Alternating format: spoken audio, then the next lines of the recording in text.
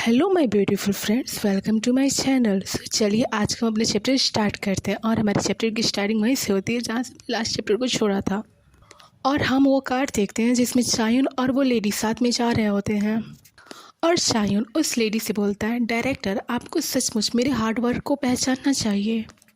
मैं आपकी बिजनेस के प्रोजेक्ट के लिए कितनों के सामने और बैड वर्ड का यूज करता है जिसे हम स्किप करते हैं। यानी मैं आपके प्रोजेक्ट के लिए बहुत कड़ी मेहनत कर रहा हूँ। और वो लेडी स्माइल करते हुए बोलती है, अरे नहीं, ऐसा लग रहा है कि कुछ टाइम के लिए आपको यहीं पे रहना होगा।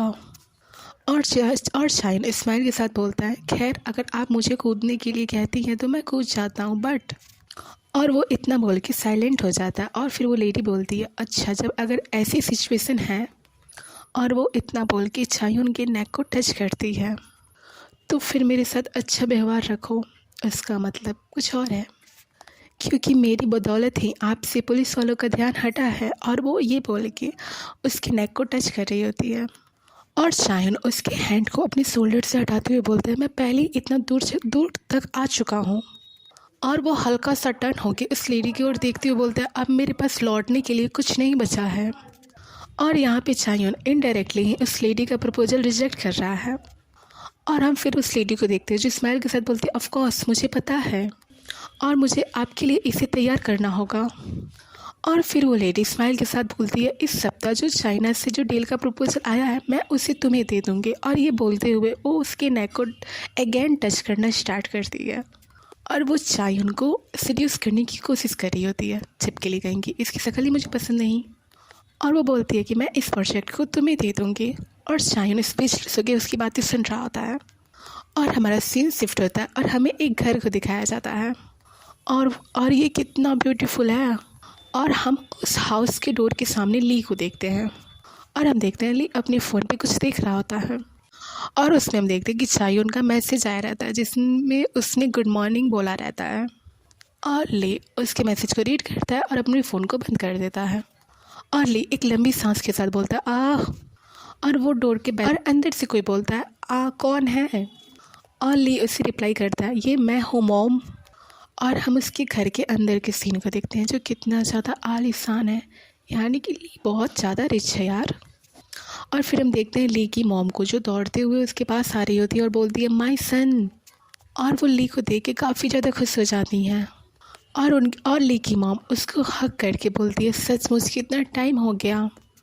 और फिर ली की मॉम ली की चिक्स को पकड़ के बोलती है, क्या आपने अपना वेट लॉस किया है?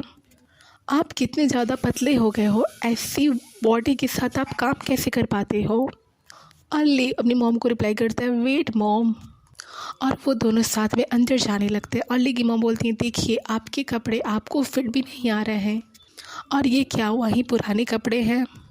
और ली जाते जाते सडनली शॉक्ड होकर एक जगह रुक जाता है। और फिर ली ऊपर देखता है जब फर्स्ट फ्लोर पे उसके फादर होते हैं। और हम यहाँ देखते हैं ली के फादर को।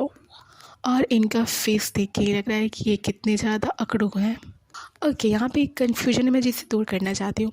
हमने जो लास्ट चैप्टर में देखा था, जो ली को बर्थडे विश करने के लिए कॉल आया था, वो उसके फादर का नहीं होता, उसकी मॉम का कॉल होता है। और वो उसकी मॉम रिक्वेस्ट कर रही थी उससे घर पे आने के लिए, ना कि उसके फादर।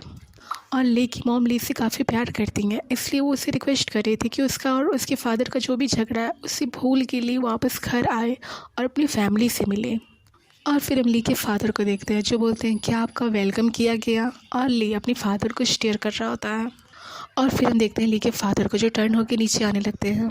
और फिर हम ली की मॉम को देखते हैं जो रिक्वेस्ट करते बोलती है, नहीं अभी ये सब नहीं।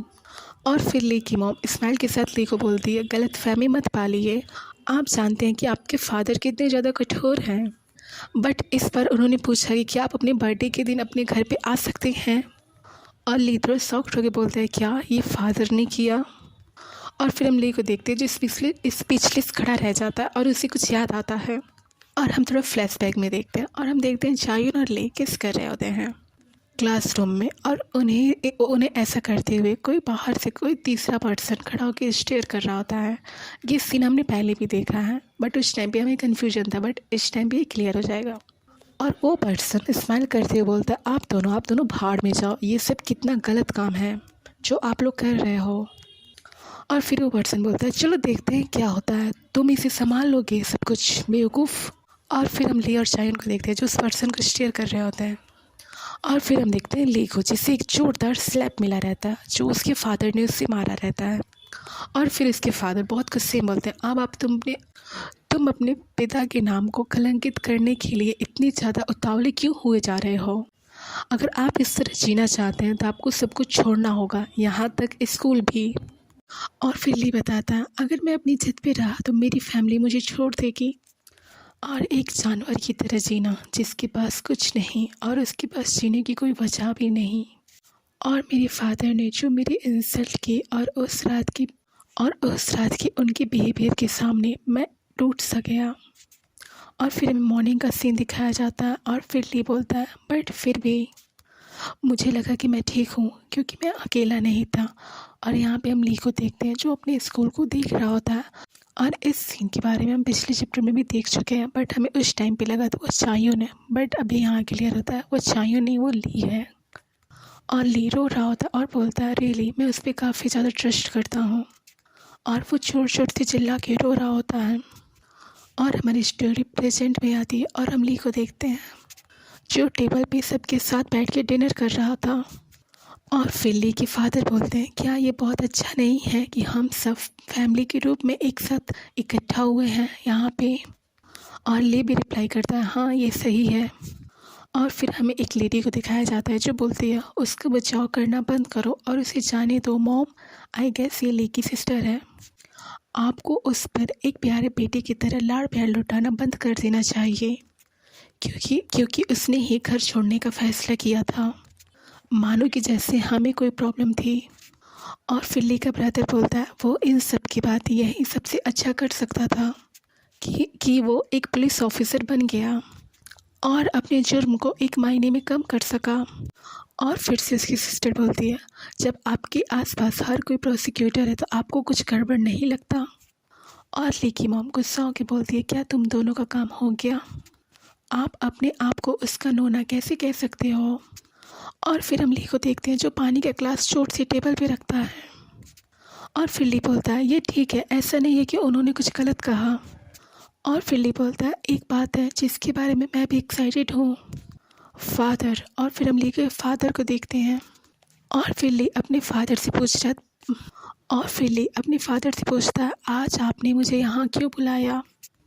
ओके, आज का हम अपना चैप्टर यहीं एंड करते हैं। अगर आपको ये पसंद आया तो प्लीज़ मेरे चैनल को लाइक सब्सक्राइब एंड कमेंट जरूर करो यार। Okay bye.